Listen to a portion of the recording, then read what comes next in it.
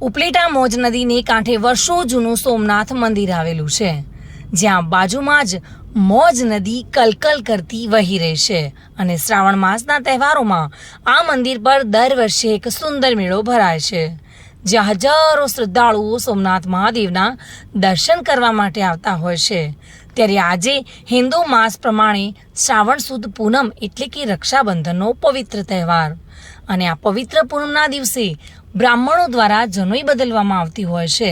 તો આ વર્ષે પણ રક્ષાબંધનના પવિત્ર દિવસે સોમનાથ મહાદેવ મંદિર ખાતે બ્રાહ્મણોએ જનોઈ વિધિનો એક કાર્યક્રમ યોજ્યો હતો। ત્યારે દરેક બ્રાહ્મણ તેમજ અન્ય શ્રદ્ધાળુઓ દ્વારા ભવ્ય ઉજવણી કરી વિધિવત રીતે કાર્યક્રમને પૂર્ણ કર્યો હતો અને જનોઈ બદલવાની વિધિ કરવામાં આવી હતી અને ત્યારબાદ તમામ લોકોએ સાથે મળીને ભોજન પ્રસાદ ગ્રહણ કર્યો હતો।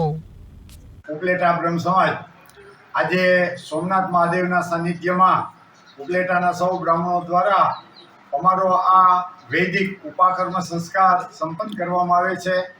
વર્ષોની પરંપરાથી અહીંયા જનોઈ બદલાવાનો વિધિ અમે લોકો કરીએ છીએ।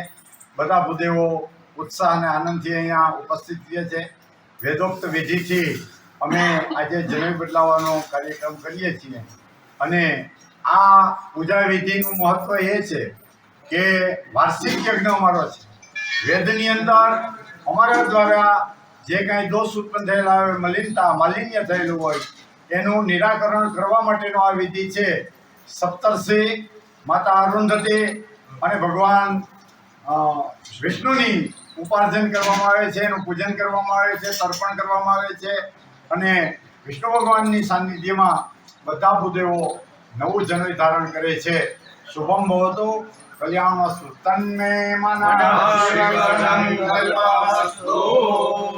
સરફરાઝ કોડી સાથે bureau report, today Gujarati news.